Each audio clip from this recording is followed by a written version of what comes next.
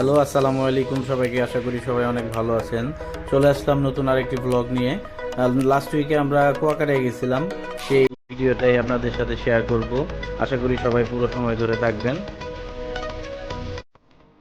তো আমরা চলে আসছি সদরঘাটে। এই তো আমাদের লঞ্চ দাঁড়িয়ে আছে। লঞ্চ ছিল হচ্ছে প্রিন্স আওলাদ 10 বরিশাল রুটের মধ্যে। এটাও বেশ বড় একটা লঞ্চ। সবাই আমরা লঞ্চের ভিতরে প্রবেশ করতেছি। আহ, এদিকে দু একজন আসার বাকি ছিল। তো সবাই আসার পর আমরা চলে যাচ্ছি আমাদের কেবিনে। তিনতলায় আমাদের কেবিন ছিল। সবাই মিলে আস্তে আস্তে হাঁটতে হাঁটতে আগাচ্ছিলাম কেবিনের দিকে। লঞ্চের ভিতরে এনভায়রনমেন্টটা বেশ সুন্দর ছিল। সব মিলিয়ে বেশ লাক্সারিয়াস একটা জার্নি হয়েছে। আহ, আমরা আস্তে আস্তে আমাদের কেবিনের দিকেই যাচ্ছি। মনুদের আসলে ক্রিটিসাইজ করা হয়, আর ক্রিটিসাইজ করাটা উচিত না, কারণ তাদের জার্নির যে মাধ্যমটা বেশ ভালো, লাক্সারিয়াস।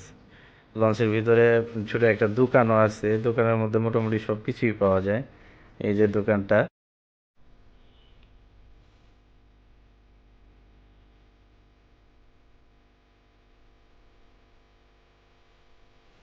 তারপর আমরা আস্তে আস্তে হাঁটা শুরু করলাম আমাদের কেবিনের দিকে। এই তো আমাদের রুম। আমার আগেই আরিফ চলে আসছিল, এসে শুয়ে আছে। রুমের ভিতরে একটা টিভিও আছে, আবার এই পাশে একটা মিররও আছে। মিররে নিজেকে একটু দেখে নিলাম। তারপর আমরা হালকা একটু ফ্রেশ হয়ে বের হয়ে পড়ছি লঞ্চ পুরোটা ঘুরে দেখার জন্য। এটা ফ্রন্ট ভিউ। ফ্রন্ট সাইড থেকে সদরঘাটের ভিউটা অনেক সুন্দর লাগতেছিল। আমরা এদিকে কিছুক্ষণ দাঁড়িয়েছিলাম। আমাদের লঞ্চটা দাঁড়িয়ে আছে, কিছুক্ষণ অপেক্ষা করতেছে আরো কিছু যাত্রী ওঠানোর জন্য। লঞ্চটা 9:30 ছিল। আমাদের সময় প্রায় ঘনিয়ে আসছে, এখন এই লঞ্চটা ছেড়ে দিবে। এই তো আমাদের লঞ্চটা আস্তে আস্তে ছেড়ে দিচ্ছে। আমাদের বরিশালের উদ্দেশ্যে যাত্রা শুরু। কিছু কিছু মানুষজন লঞ্চ মিস করলে যে ছোট ছোট নৌকাগুলো দিয়ে আবার একটু রিস্ক নিয়েই ওঠার জন্য চলে আসে, কারণ আজকের যদি মিস করে তাহলে আর আজকে রাতে যাওয়া হবে না, তাই রিস্ক নিয়েই চলে আসে লঞ্চে ওঠার জন্য। এই সামনে পোস্তগোলা ব্রিজটা, নাইট ভিউ বেশ সুন্দর লাগতেছিল পোস্তগোলা ব্রিজটার। আমরা কয়েকজনে পুরো লঞ্চটাই ঘুরে ঘুরে দেখছিলাম।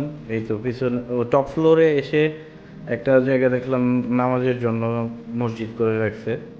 তো বেশ ভালো লাগলো দেখে যে জার্নি টাইমে নামাজের ব্যবস্থা।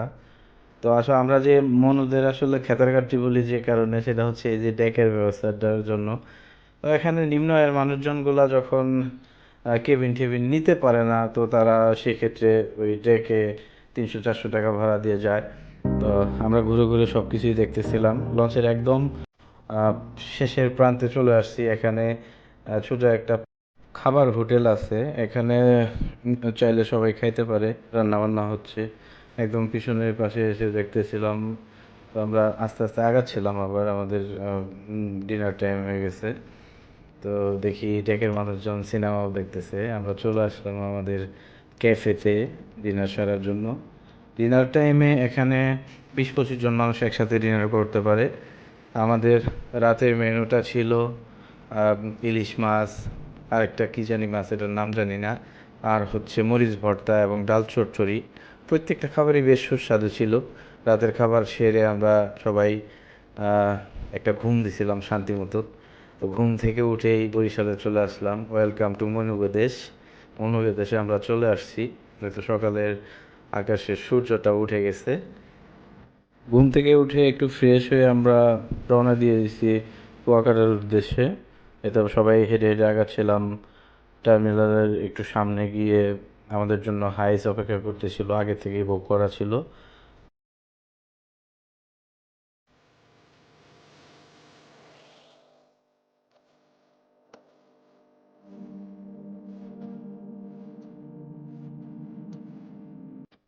কুয়াকাটার উদ্দেশ্যে আমাদের জার্নি শুরু। সাইড ভিউ তেমন একটা নিতে পারি নাই, কারণ পিছে বসছিলাম। পিছে বসে আসলে ভিডিও ওইভাবে করা যায়নি। আমরা আস্তে আস্তে আগাচ্ছি কুয়াকাটার দিকে। দেখতে দেখতে জার্নি শেষ, আমরা চলে আসছি কুয়াকাটায়। এই তো হোটেল সি কুইন আমাদের বুক করা ছিল। হোটেল সি কুইনে চলে আসলাম। সবাই হোটেলের দিকেই আগাচ্ছিলাম। রুম ছিল দোতলায়। দোতলা থেকে সি বিচ ভিউটা ভালোই ছিল, সুন্দর ছিল অনেক। তো সবাই রুমের দিকে আগাচ্ছিলাম। ডাবল বেডরুম ছিল। একটা রুমে 4 জন করে ছিলাম আমরা।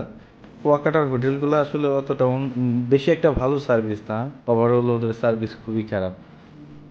সবাই ফ্রেশ হয়ে আমরা বেরিয়ে পড়ছিলাম বাইরে একটু সাগরকন্যাকে দেখার জন্য। এই তো আস্তে আস্তে আমরা আগাচ্ছিলাম সি বিচের দিকে। কুয়াকাটা নিয়ে যে ভাইবটা ছিল যে কক্সবাজারের মতো অনেক গুছানো পরিপাটি সুন্দর হবে, কিন্তু না, গিয়ে দেখি উল্টোটা। সাগর পাড়ে শুধু বালির ব্যাগ আর ব্যাগ, আর ওভারঅল পরিবেশটা এতটাও বেশি একটা ভালো না। কক্সবাজারের মতো ফ্যামিলি নিয়ে আপনি যেভাবে শান্তিমতো ঘুরতে পারবেন, এখানে ওইভাবে আসলে থাকার মতো না। কেউ যদি অফিসিয়াল ট্যুরে আসেন বা অফিস থেকে বন্ধু বান্ধব নিয়ে তাহলে চলে, কিন্তু ফ্যামিলির লোকজন নিয়ে কুয়াকাটা আসার মতো না।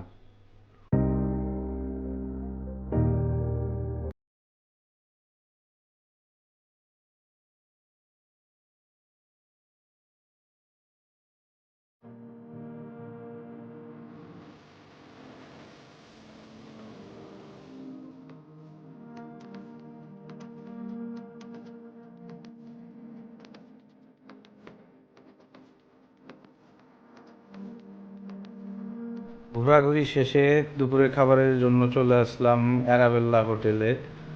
কুয়াকাটার মধ্যে নাকি এটাই সব থেকে ভালো হোটেল।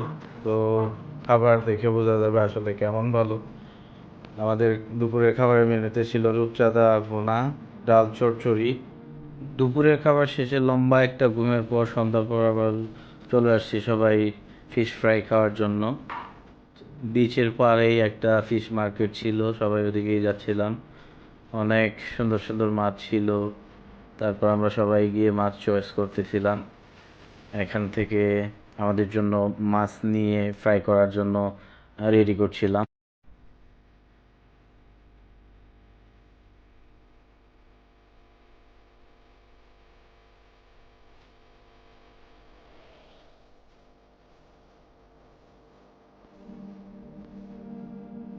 ফাইনালি আমাদের জন্য সিলেক্ট করা হয়েছে টেকচাঁদা, তারপরে একটা বড় কোরাল মাছ, আর একটা বড় সুরমা মাছ ছিল। তো সবগুলাই নিয়ে মামাদের কাছে দিয়ে আমরা যার যার মতো ঘুরতে চলে যাচ্ছিলাম। কারণ হচ্ছে যে এখানে অলমোস্ট 1 থেকে 1.5 ঘন্টা সময় লাগবে।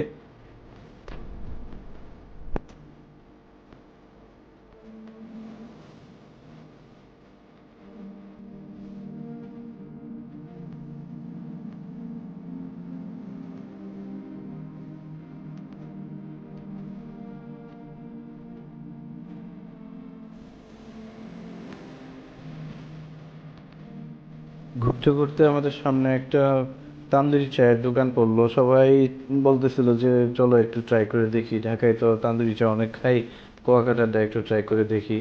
চা খাওয়া শেষ করে আমরা চলে গেছি আমাদের ফিশ ফ্রাই খাওয়ার জন্য। ফিশ ফ্রাই রেডি হয়ে আছে। তো ফিশ ফ্রাই সব কিছু খাইলাম, খাওয়ার পরে ওভারঅল টেস্ট রিভিউ কোনোটাই ভালো ছিল না। কুয়াকাটার সব কিছুই তেমন একটা ভালো লাগেনি। আচ্ছা, শেষে সকালবেলা আমাদের ঢাকা ব্যাকের জার্নি। তো আমরা সাকুরা পরিবহনের একটা বাসে 20টা সিট বুক করা ছিল। তো সবাই চলে আসলাম সাকুরায়। আমাদের ঢাকার জার্নি আবার শুরু। আচ্ছা, কুয়াকাটা ট্যুরের ওভারঅল এক্সপিরিয়েন্স বলতে গেলে বেশি একটা ভালো হয়নি। ফ্যামিলি নিয়ে আমি কখনোই সাজেস্ট করবো না যেতে। তবে অফিসিয়াল ট্যুর থাকলে একবার ঘুরে আসতে পারেন। আমার কাছে বেশি একটা ভালো লাগেনি। এই তো আমরা সবাই চলে আসছি পদ্মার পাড়ে। ভিডিওটি পুরোপুরি দেখার জন্য আপনাদেরকে অসংখ্য ধন্যবাদ। নতুন ভিডিও পাওয়ার জন্য আমাদের পেজের সাথেই থাকবেন। আজকের মতো ভিডিওটি এইখানেই শেষ করছি। সবাই ভালো থাকবেন, সুস্থ থাকবেন। আসসালামু আলাইকুম।